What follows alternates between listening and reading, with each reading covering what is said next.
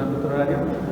Buenos días a todos, espero que estén muy bien. Qué bueno que el Señor los trajo con bien a todos. Me da gusto verlos después de pues, estos meses, ¿no? Me da mucho gusto. He estado escuchando las predicaciones de mis hermanos y la verdad es que han sido de bendición poder estudiar verso a verso, palabra por palabra, la palabra del Señor. Y bueno, pues estamos para servirles en cualquier cosa, hermanos, porque en verdad créanme que son de gran bendición para nuestras vidas. Les agradezco mucho por sus oraciones, les agradecemos, en verdad necesitamos y dependemos de esas oraciones. Así que acompáñenme, vamos a orar, vamos a poner nuestro corazón, nuestra mente en sometimiento a Cristo. Bendito Padre, Señor, ¿cómo no agradecerte? ¿Cómo no agradecerte tantos favores, Señor? Tanta gracia, tanta misericordia, tanta bondad, Señor, tanto amor, verdadero amor, Señor, amor nacido de ti, Señor, amor puro, amor santo. ¿Cómo no agradecerte, Señor? A veces estamos tan cegados, Señor, que no podemos valorar lo que tú has hecho por nosotros, Señor. Conmemoramos este día, Señor, sabiendo que va a haber un día en el que va a ser tu día, el día de Cristo, tu día, no nuestro. Señor, ayuda a que podamos llevar todo pensamiento, Señor, sometido, Señor, que nuestra mente, nuestro corazón, Señor, que todos nuestros sentidos estén atentos a tu palabra, Señor. Es un momento de adoración, Señor, en el que tú eres exaltado y tú eres glorificado. Señor, te damos gracias. Eres un Dios, eres el único y verdadero Dios. Y eres un Dios bueno con nosotros, Señor, más de lo que merecemos. Señor, te damos gracias por todo eso. Y también te agradecemos porque nos has dado la salvación. A veces no entendemos, Señor, que si tú no nos hubieras salvado, Señor, no importa qué trabajo tuviéramos, cuánto dinero tuviéramos, qué salud tuviéramos, si tú no nos hubiéramos salvado, Señor, nuestra alma estaría enterrada, nuestra alma estaría en un estado de muerte eterna, Señor, y iríamos directos a la condenación eterna, Señor. No entendemos eso, Señor, a veces no comprendemos este camino en el que nos has puesto de la salvación, Señor. Si entendiéramos eso, Señor, exclamaríamos alabanza, exclamaríamos exaltación a tu nombre, por todo lo que tú has hecho, por todo lo que tú harás. Tuya es la gloria, bendito Dios, que tú seas glorificado en todo lo que hagamos. Te damos gracias en el nombre de tu Hijo amado Jesucristo. Amén. Bueno, hermanos, es un gozo poder estar con ustedes nuevamente aquí. Vamos a continuar donde nos quedamos. Hemos estado estudiando el libro de Filipenses, versículo a versículo, y el día de hoy vamos a estudiar el capítulo 1, versículos 19 al 21. Así que acompáñenme ahí, vamos a abrir nuestras Biblias en Filipenses y ahí vamos a ver lo que el autor dijo, lo que el autor original le dijo a la audiencia original. Y también vamos a entender lo que los hermanos allá en Filipos entendieron cuando leyeron esta porción que hoy vamos a estudiar. Y en el versículo 19 vamos a ver lo que la audiencia original entendió. En el versículo 19, los hermanos en Filipos entendieron la seguridad en la vida de Pablo. Y en el versículo 20, ellos no lo tenían por versículos, pero cuando leyeron esa hermosa carta, esa hermosa epístola, ellos entendieron en esa sección que nosotros conocemos como versículo 20, el propósito en la vida de Pablo. Y en el versículo 21, y con eso vamos a concluir, la ganancia en la vida de Pablo. Seguridad, propósito y ganancia en la vida de Pablo.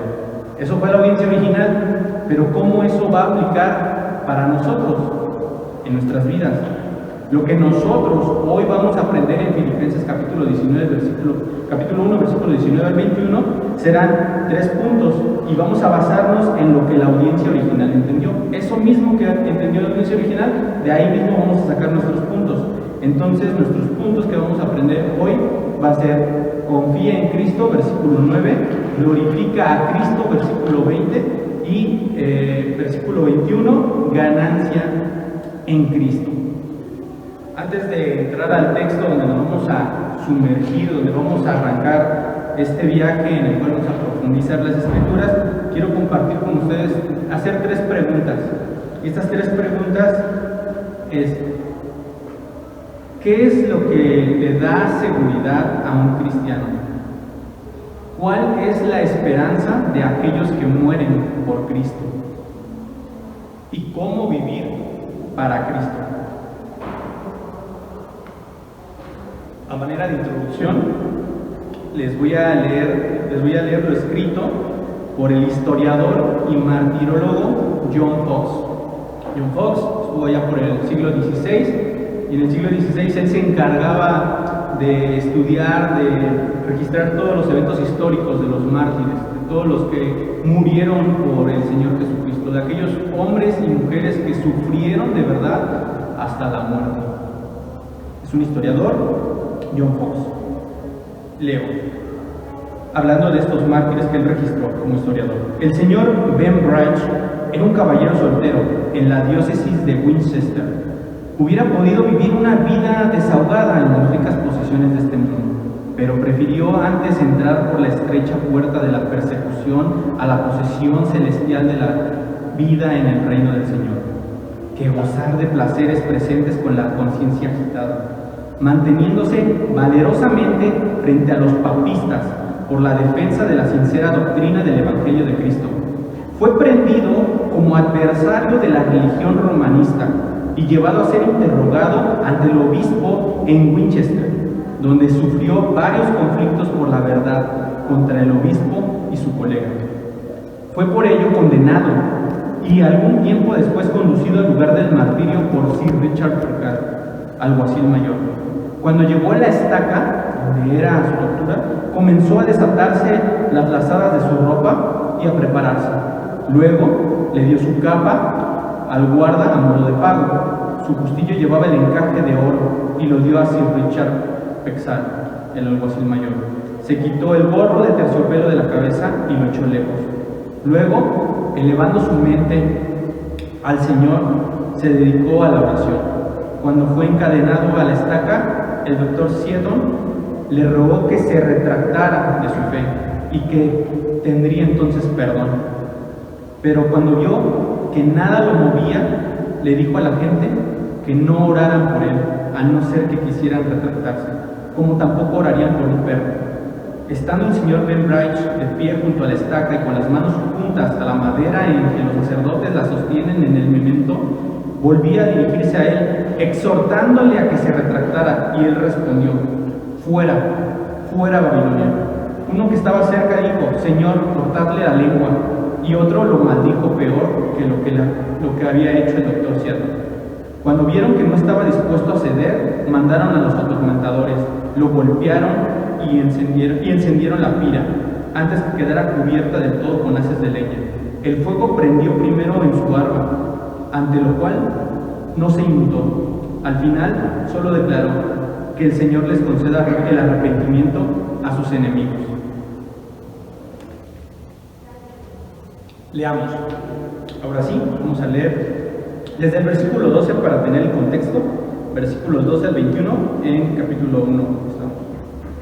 Dice la bendita palabra de nuestro Señor: quiero que sepáis, hermanos, que las cosas que me han sucedido han redundado más bien para el progreso del Evangelio, de tal manera que mis prisiones se han hecho patentes en Cristo en todo el pretorio. Y a todos los demás y la mayoría de los hermanos, cobrando ánimo en el Señor con mis prisiones, se atreven mucho más a hablar la palabra sin temor. Algunos, a la verdad, predican a Cristo por envidia y contienda, pero otros de buena voluntad. Los unos anuncian a Cristo por contención, no sinceramente, pensando añadir aflicción a mis prisiones, pero los otros por amor, sabiendo que estoy puesto para la defensa del Evangelio. Que pues, que no obstante, de todas maneras, o por pretexto o por verdad, Cristo es anunciado. Y en esto me gozo y me gozaré aún. Entramos ahora sí en estos versículos. Porque sé que por vuestra oración y la suministración del Espíritu de Jesucristo, esto resultará en mi liberación, conforme a mi anhelo y esperanza de que nada seré avergonzado.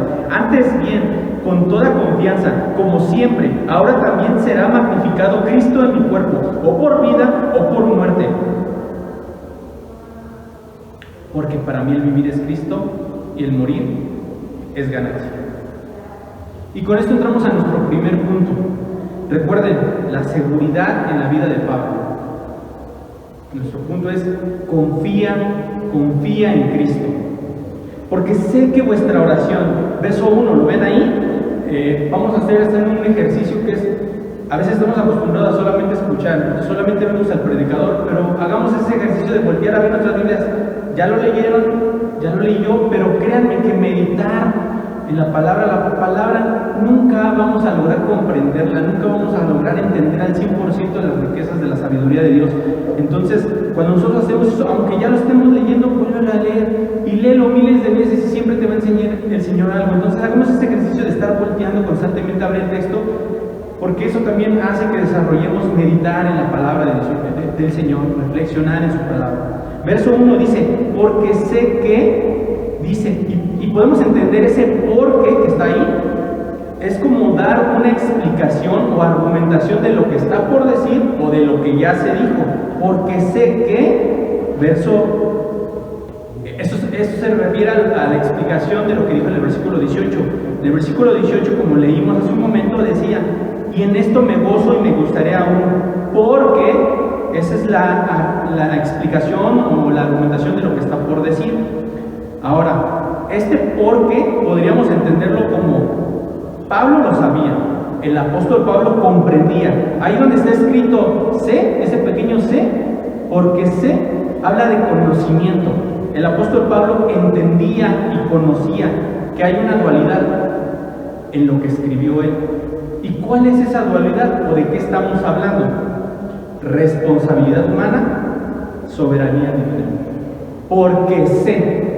Ese sé, ese pequeño, en el español SE, lleva una implicación de teología profunda. Porque sé. ¿Qué sabe? Dos cosas: responsabilidad humana, soberanía divina. Pero para llegar a eso, vamos a seguir leyendo palabra por palabra. Entonces seguimos.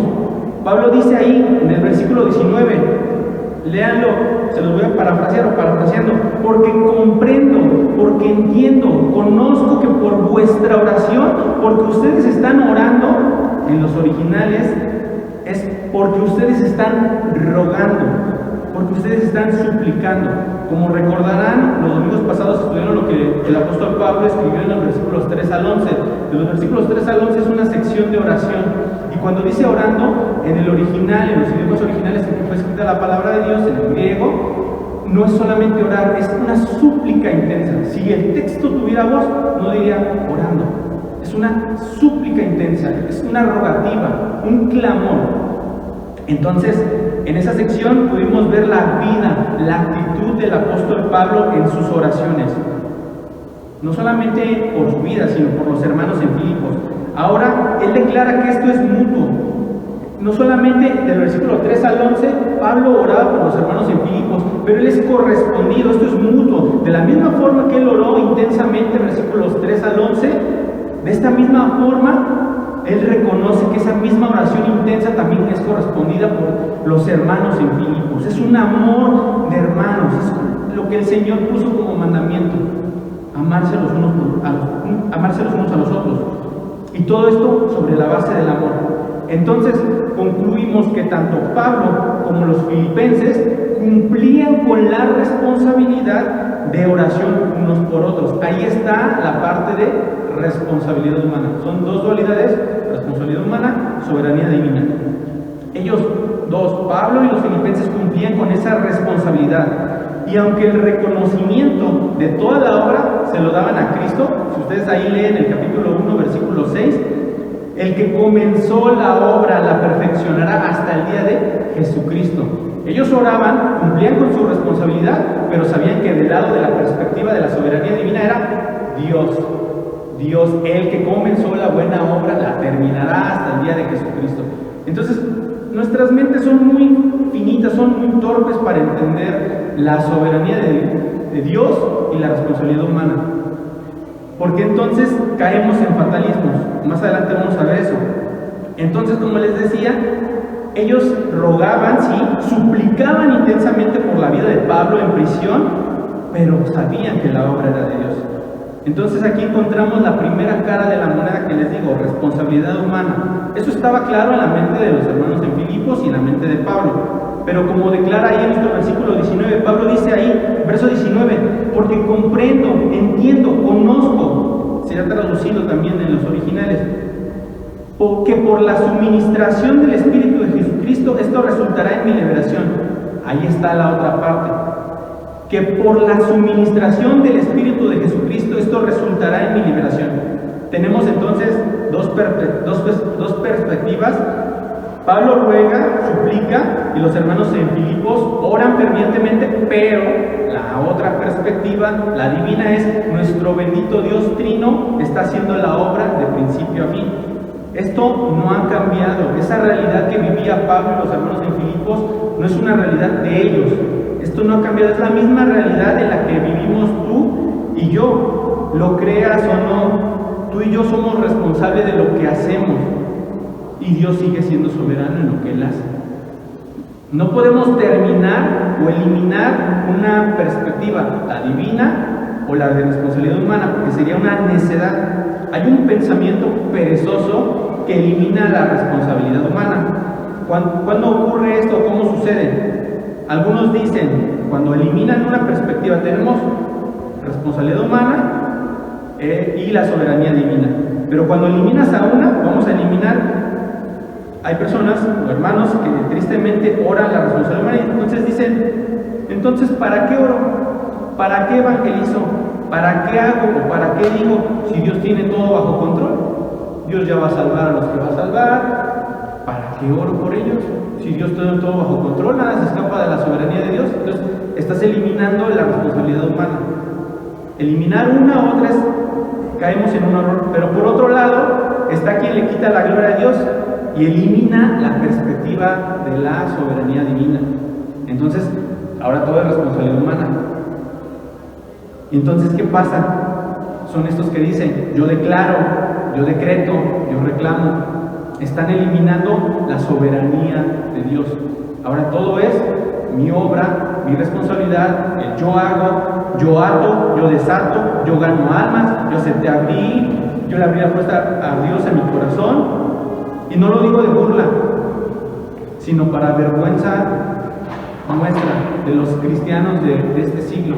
No lo decimos en burla, pero tristemente eso pasa cuando se elimina y no se entiende la soberanía de Dios ni se entiende la responsabilidad humana. Y eso es lo que implica el porque sé. Por eso es que es necesario que meditemos, profundicemos en la palabra de Dios, porque viene de Dios, la fuente es divina. Lo vimos con Hebreos capítulo 1, versículo 1. El origen es la palabra de Dios. Dios hablando muchas veces y de muchas maneras. La fuente es divina. Entonces tenemos que darle el valor, tenemos que darle el lugar que le corresponde, posicionar a la palabra como lo que es palabra de Dios. Y es entonces cuando nuestras mentes, nuestro corazón muestra reverencia a una coma, a una jota, a un acento. Y esto no tiene que ver con tu educación, hermano, o tu estatus social, o tu estatura, o tu color de piel, o tus estudios. Es un problema del corazón. La seguridad en la vida del apóstol Pablo estaba en Cristo, no en sus obras, y tenía muchas. Por eso el punto de este versículo 19 es: confía en Cristo. Confía en Cristo.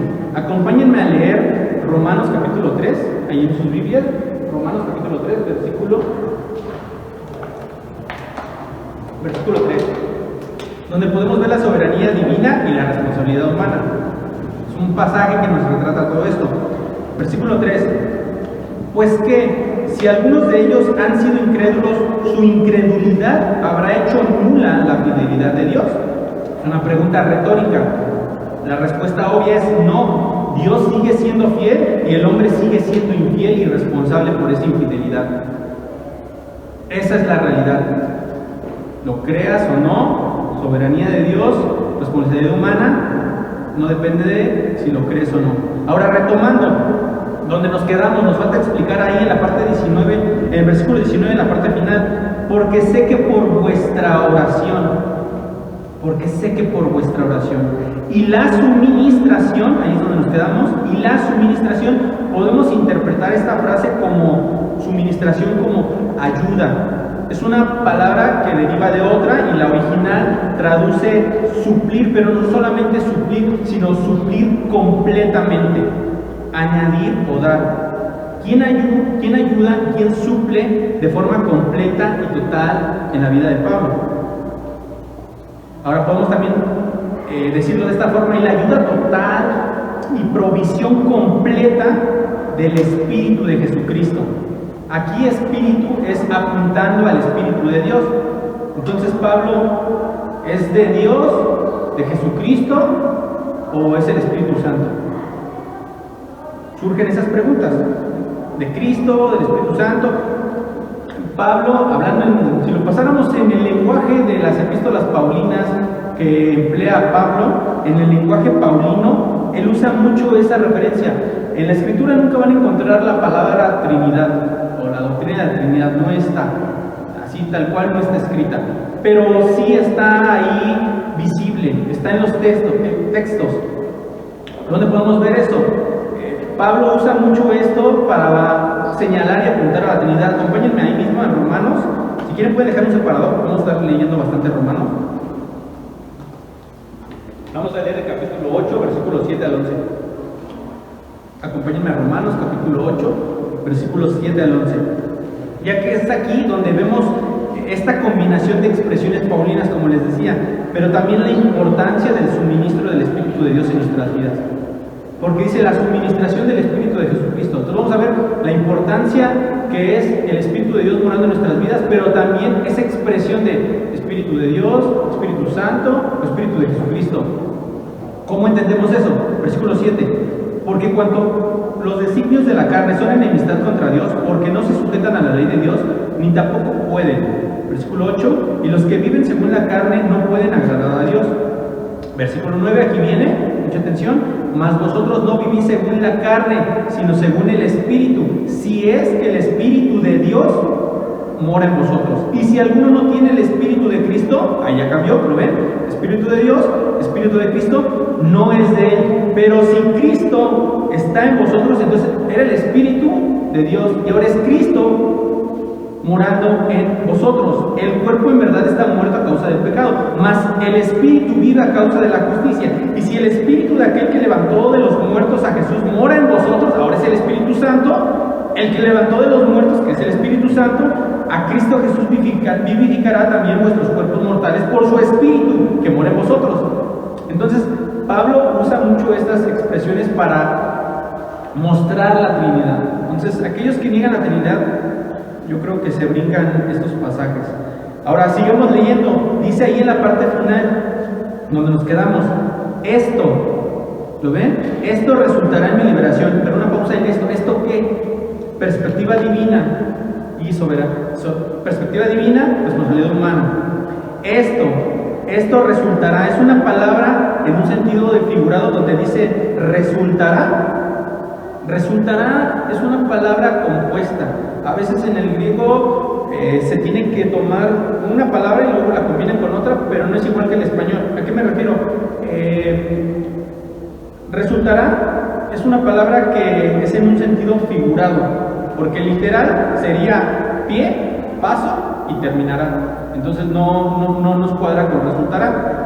Esto pasa mucho, es una palabra en sentido de figurado, y en el sentido figurado en el original es desembarcar o descender. Cuando dice ahí resultará en mi liberación, literalmente podría decir desembarcará o descenderá en mi liberación. Entonces es una palabra compuesta, pie, paso o terminación. De ahí se saca el sentido figurado. Recuerden que lo que el apóstol Pablo escribió no lo escribió en el español latino que tú y yo hablamos. Por eso, para tener una idea más clara de lo que se dijo, del significado, nosotros les damos las otras formas en que se podría decir una palabra que está escrita en nuestras Biblias. No todas las palabras en español dicen lo que el autor quiso decir a la audiencia original, no todas, a veces tienen otro significado diferente. Continuemos. Para terminar, versículo 19 dice esto terminará, desembarcará en mi liberación. En el original esta palabra le ha roto la cabeza a muchos teólogos, donde dice mi liberación, y es derivado de la palabra soter. soter, que significa salvación. Soter en el griego significa salvación. Y eso, podrían decir, ¿eso de qué me sirve? No me ayuda en nada. Es importante porque dice que esto terminará en mi liberación, tenemos traducido en el español, pero si se fuera traducido como mi salvación, esto terminará en mi salvación. Pablo ya era salvo. Entonces, ¿por qué usó esta palabra? Al estudiarla, nos encontramos con más incógnitas. Esta palabra soter viene, o de ahí se saca donde viene la doctrina de la soteriología. La soteriología estudia la salvación. Entonces, ahí viene la doctrina de la salvación, pero es muy raro que el apóstol Pablo haya utilizado la palabra soter, que es salvación, para hablar de su liberación. Recuerden, ya estudiamos desde el capítulo 1 el trasfondo, el contexto de la audiencia original, de la carta. Sabemos que Pablo está encarcelado, entonces los hermanos en Filipos están orando por su liberación y él está preso. Eso lo sabemos, pero déjame decirte un dato que te va a ayudar a sorprenderte un poco. Hay en el griego más de 6 palabras que el apóstol Pablo pudo usar para hablar de una liberación penal, para hablar de una liberación de la cárcel, de decir libertad o liberación, pero cuando hablamos en un sentido legal. Él pudo haber usado eso cuando habla de su salida de prisión, pero Pablo usó esta. De las 5 o 6 que hay, no usó ninguna de esas, usó esta. Entonces ahí viene un dilema de interpretación. Muchos dicen, ¿está hablando de su liberación de la prisión o está hablando de su liberación del cuerpo, de su liberación de esta tierra, de su futuro en el reino? ¿De qué está hablando? Podemos ver en Pablo esa fe que no descansa en sus fuerzas. La seguridad del apóstol Pablo estaba en el Mesías Jesucristo. Veamos el panorama más amplio. Cuando les habla a los hermanos en Filipos de las realidades, siempre que les está hablando, no solamente él habla de las aflicciones presentes, sino también de las glorias futuras. Versículo 6, versículo 10, ¿qué dice? Ahí dice en el versículo 6, si logran leer sus Biblias, habla del día de Cristo, el día de Jesucristo. Entonces, sí les habla de lo que está sucediendo en el tiempo presente, pero siempre apuntando a la eternidad. Ahora, claro que Pablo reconoce a Cristo en su necesidad, poniendo toda su esperanza en Cristo, esperando que Dios le va a dar la libertad de prisión. Pablo estaba confiado que no eran los gobernadores, no era el César los que iban a poder liberarlo. La última palabra para Pablo la tenía Dios, no la tenían los gobernantes. Él sabía que no dependía de ningún gobernador para él ser libre. Ahora, Pablo incluso en la prisión predicaba la palabra. Las aflicciones presentes no le impedían a él cumplir con lo que Dios manda, con lo que Dios le mandó a hacer. Eso de que él no tiene un pretexto de que lo que me está sucediendo, estoy en la cárcel, ya cuando salga podré predicar. Si me liberas, no, Pablo no es así. Acompáñenme a segunda de Timoteo. Acompáñenme a segunda de Timoteo. ¿Y por qué estamos hablando de por qué para él no era importante si salía o no? De todas formas, él obedecía a Dios. Si, como dice nuestro versículo, esto resultaba en su liberación de la prisión, de todas formas, él predicaba a Cristo. Vamos a ver lo que dice ahí en 2 de Timoteo, capítulo 2, versículo 9, para saber en cuál de las dos podemos entender a qué se refiere con su liberación. Capítulo, 2 de Timoteo, capítulo 2, versículo 9. En el cual sufro penalidades, hasta prisiones a modo de malhechor. Mas la palabra de Dios no está presa, por tanto, todo lo soporto por amor de los escogidos, para que ellos también obtengan la salvación que es en Cristo Jesús con gloria eterna. Entonces Pablo seguía trabajando, Pablo seguía glorificando a Dios aunque estuviera preso. Entonces realmente, posiblemente no tuviera tanta relevancia para él salir. Sí la tenía, pero él seguía glorificando a Dios. Eso no era impedimento para que él se sometiera a Cristo. Entonces, también otro aspecto de la liberación no solamente era el aspecto legal de su liberación, sino la liberación del cuerpo mortal. ¿Cómo podemos saber eso? ¿Cómo podemos saber que tal vez él estaba hablando no de la liberación de prisión, sino de la liberación del cuerpo mortal? Acompáñenme a leer Romanos, donde dejamos su separador, capítulo 7. Romanos capítulo 7, versículo 4. Acompáñenme a ver. Vamos a ver lo que el apóstol dice referente a la liberación. Versículo 24. Miserable de mí, ¿quién me librará? Ahí está. ¿Quién me librará de este cuerpo de muerte? Hermano, hermanita, si verdaderamente eres salvo, tú también tienes esta misma necesidad que Pablo. No solamente era Pablo que necesitaba esa liberación. Tú y yo también la necesitamos. Necesitamos liberarnos. Recuerda que aún en este cuerpo quedan residuos de una vieja naturaleza. Tenemos un cuerpo que está sujeto a muerte, a enfermedad y a tentación. Este cuerpo, como dice Pablo, miserable de mí, está sujeto a que nos enfermemos, está sujeto a que seamos seducidos y arrastrados por nuestras concupiscencias y está sujeto a la muerte. Ahora, ya vimos que hay dos perspectivas, la perspectiva humana y la perspectiva divina, la cual no comprendemos ni entendemos. Es imposible que veamos esto. Una vez al pastor John MacArthur le preguntaron sobre esta dualidad de la perspectiva divina y él dijo, no lo sé, no sé la respuesta.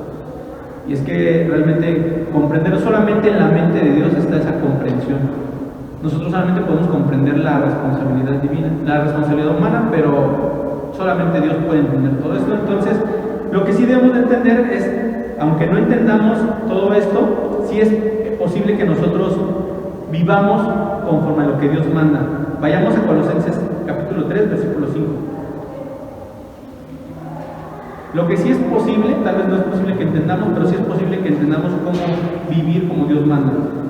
Colosenses capítulo 3, versículo 5. Haced morir pues lo terrenal en vosotros. Eso es lo que sí podemos hacer. Esta es la perspectiva humana, de responsabilidad humana, que sí entendemos y sí podemos obedecer. Haced morir pues lo terrenal en vosotros: fornicación, impureza, pasiones desordenadas, malos deseos, avaricia, que es idolatría. Haced morir, presente continuo activo, diario, todos los días, en todo momento.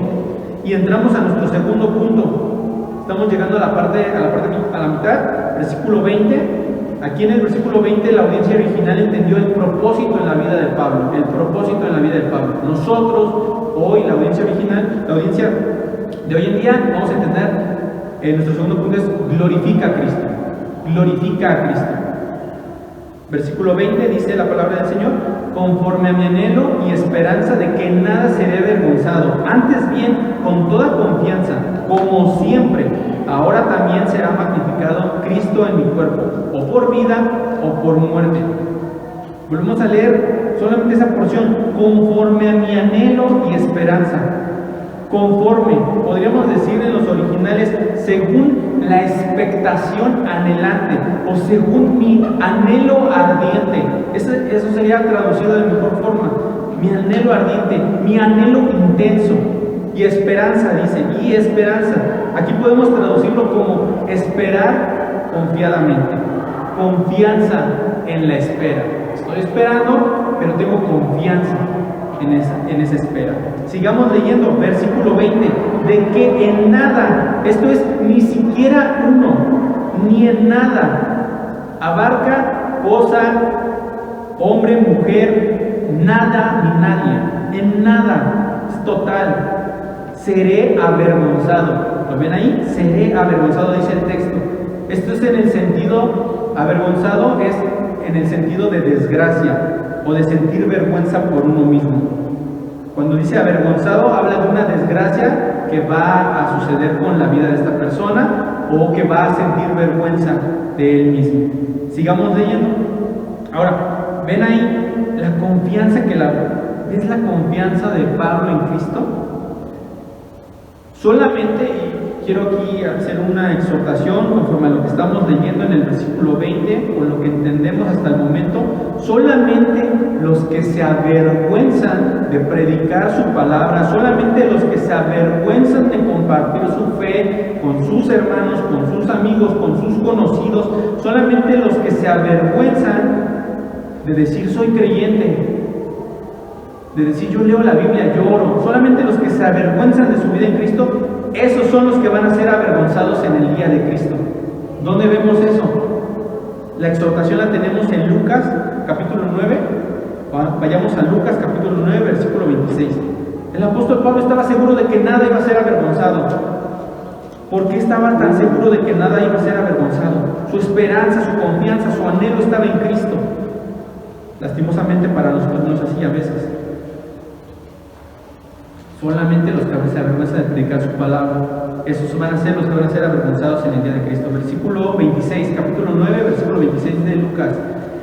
Porque el que se avergonzare de mí y de mis palabras de este se avergonzará el Hijo del Hombre cuando venga en su gloria, y en la del Padre y de los santos ángeles. Y ahora, los que ya llevan mucho tiempo en el cristianismo saben que hay aflicciones, saben que hay sufrimientos, saben que hay tristezas, saben que no es una vida de color de rosas.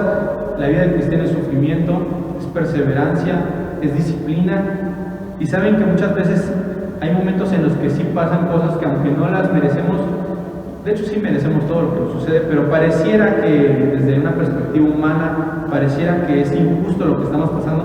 ¿Qué pasa si tú llegas a sufrir vergüenza por vivir tu cristianismo? Si tú te llegas a sentir avergonzado en algún momento de una u otra forma, hay algo que debes hacer. ¿Y qué es eso que debes hacer si tú te has llegado a sentir así, jovencita, jóvenes? Si en algún momento ustedes en la escuela están enfrentándose, hoy en día es muy difícil, porque ya el posmodernismo está avanzando a pasos agigantados, y yo siento que los jóvenes batallan mucho con su fe, con sus compañeros de escuela. Siempre les hablamos a los adultos, pero a veces no dedicamos palabras para los más jóvenes. ¿Qué pasa si tú llegas a sentir o a sufrir esa vergüenza por vivir tu cristianismo? Acompáñenme a Primera de Pedro capítulo 4, versículo 16. Primera de Pedro capítulo 4, versículo 16.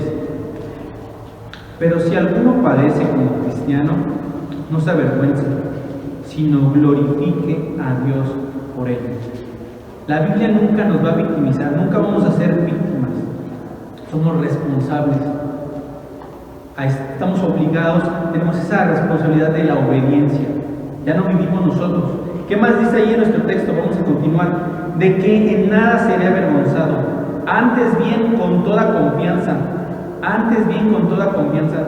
No obstante, podríamos decir con toda confianza, podríamos decirlo con toda franqueza. Algunos lo traducen como valentía, con toda seguridad, confiadamente, vaya. A veces, hermanos, repetimos de diversas maneras las palabras, como se han dado cuenta ahorita, lo decimos de una u otra forma, como lo tenemos escrito ahí en nuestras Biblias, y esto es para tener la imagen o la idea más precisa de lo que se le dijo a la audiencia original. Ahora sigamos leyendo. Como siempre, ahora también será magnificado Cristo en mi cuerpo, como siempre, como todas las veces, de manera que como siempre, y dice, ahora también será. Ahora de la misma manera, en verdad, será magnificado. Este verbo magnificado está en futuro, y quien recibe la acción es Dios. Está en tiempo futuro. ¿Sí? En el presente, Cristo, Dios es magnificado, pero esto está también apuntando, recuérdenlo, capítulo 1, versículo 6, versículo 10, el día de Cristo, el día de Jesucristo. Ahora, no obstante, podemos traducirlo con toda la seguridad y confianza, como todas las veces, el Mesías, el ungido, será engrandecido. Podríamos también traducirlo. Será magnificado, puede ser traducido como será exaltado, será engrandecido, será alabado. Da la idea en el original la palabra da la idea de extender, engrandecer, hacer algo grande, honrar, reconocer, tributar reconocimiento. ¿A quién? Dice ahí, Cristo. Hoy en día Cristo a nivel mundial no es reconocido ni alabado como Él se lo merece. El hombre no le da gloria a Él, no reconoce su señorío. ¿Cómo, hermanas, cómo puede ser Cristo exaltado si no confías en las cosas incluso malas o buenas que te están ocurriendo? Hermanos, ¿cómo puede ser honrado Cristo si no hay interés en tu vida de orar por los otros que están en necesidad? Jóvenes, ¿cómo será Cristo magnificado si estamos mezclados con las cosas del mundo? De esa forma, de la misma forma que el mundo no magnifica, no le glorifica, dice ahí, Cristo en mi cuerpo. Aquí es enfático, en mí, no es un énfasis en referirse a todo el cuerpo, pero se usa una palabra muy diferente. Es interesante qué palabra se usa aquí cuando dice cuerpo. Todos en algún momento les han compartido la palabra que cuando se habla de esclavos se traduce como doulos. Pero aquí también hay otra forma de decir esclavo, y aquí lo dice, cuando dice cuerpo también se puede puede traducir como esclavo. Y añade el texto, o por vida o por muerte. Es decir, sea a través o mientras esté vivo, o de pasar o atravesar por la muerte. Y aquí entramos a nuestro versículo 21.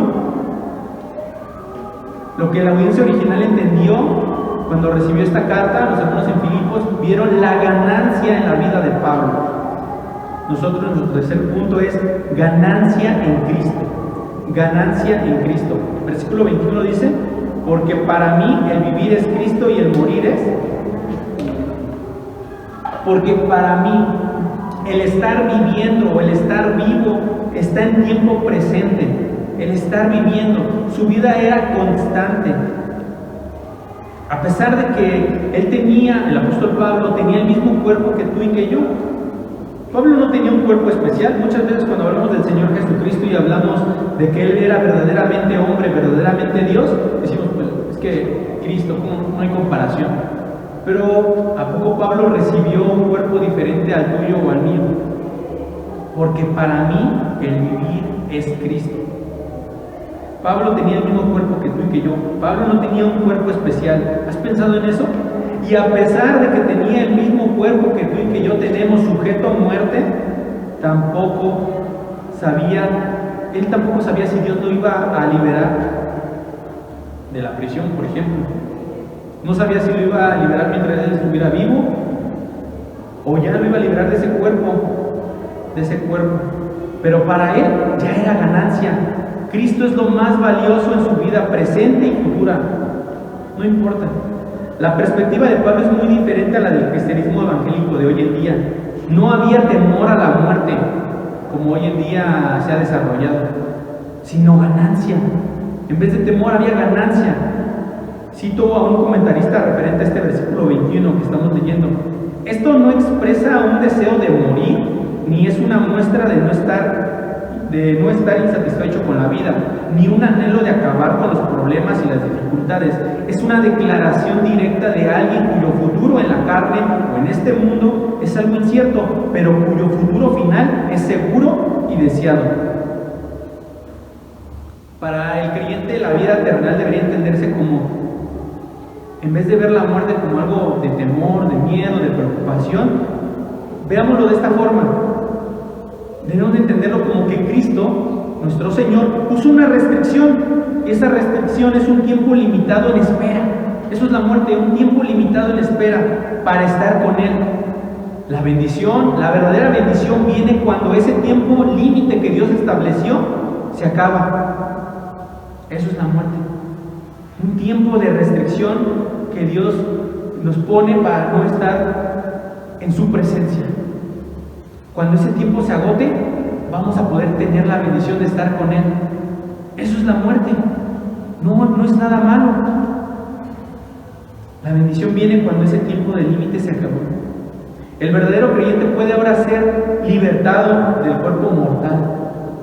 La muerte es el fin del contador, de ese contador que Dios puso, para poder estar con Cristo.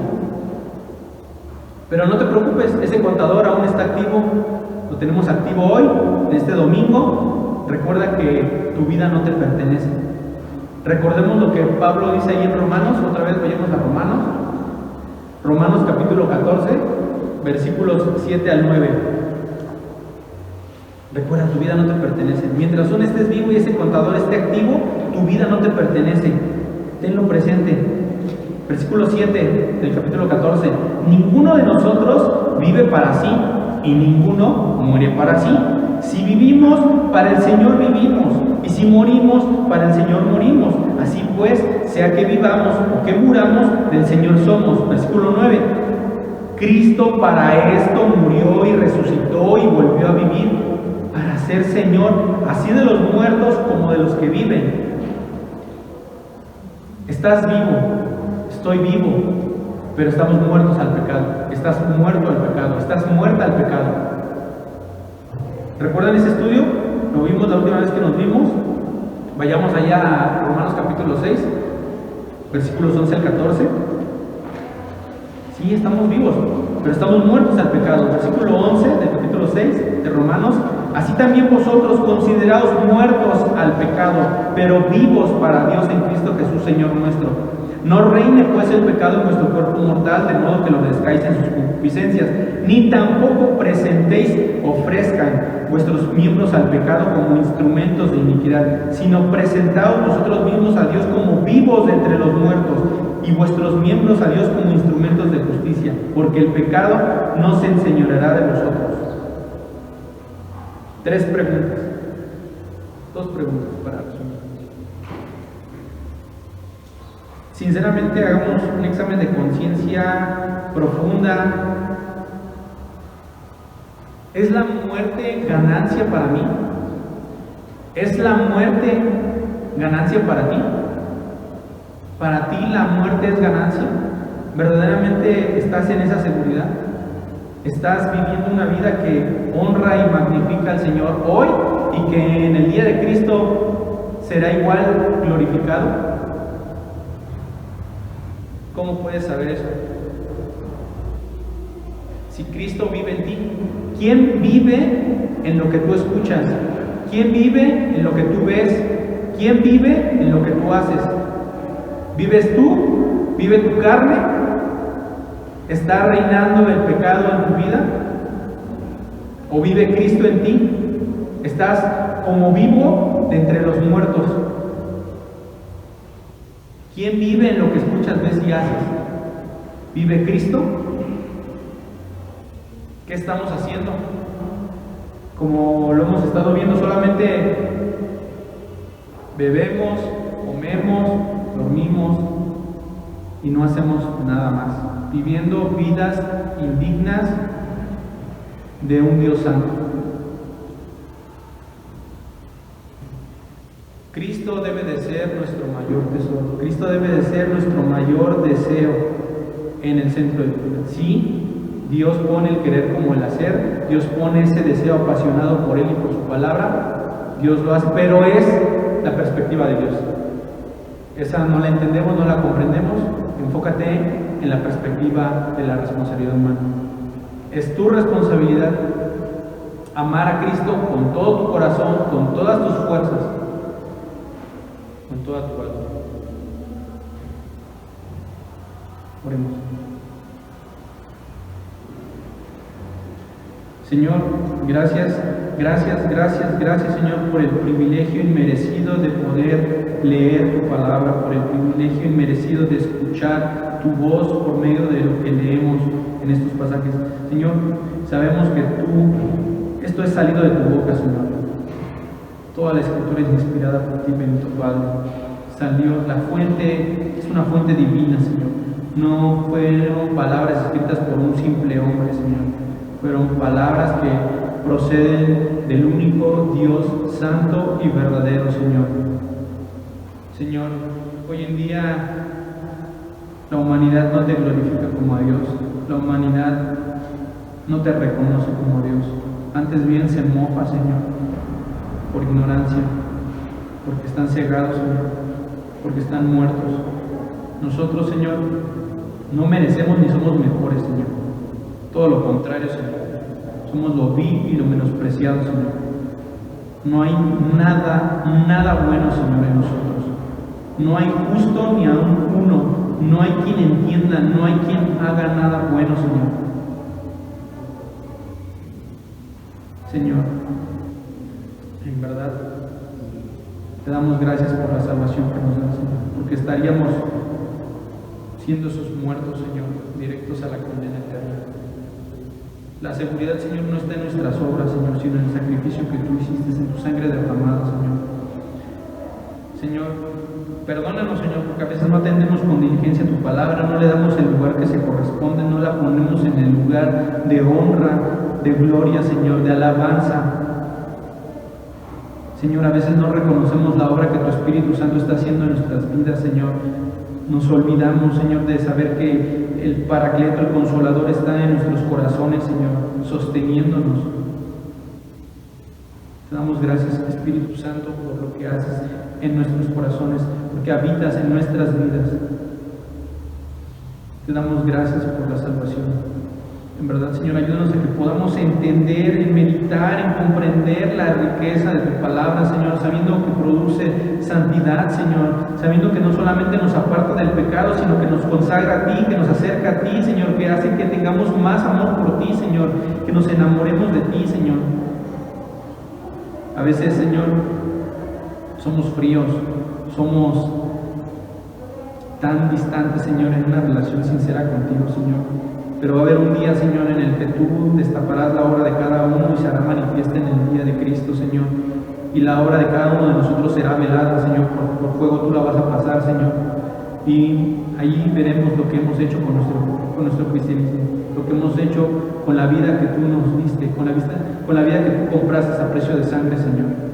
Ayuda, sácanos de esa monotonía, de ese letargo espiritual, de esa apatía, de esa flojera, de esa pereza, Señor, para comprender, para meditar tu palabra, para enamorarnos de tu palabra, Señor, para pasar más tiempo contigo, Señor, acercándonos a ti. Te damos gracias por tu palabra, Señor. Bendice, Señor, el mensaje, haz que podamos ponerlo en práctica, Señor, que sirva de algo para que tú seas nuestro tesoro, Señor, que tú seas nuestra ganancia, Señor. Te damos gracias, bendito Cristo, por el sacrificio que hiciste. Bendito Padre, gracias porque tú tienes todo el control, Señor. Ayúdanos a cumplir con la responsabilidad, Señor, que nos corresponde. En el nombre de tu Hijo amado Jesucristo, oramos. Amén.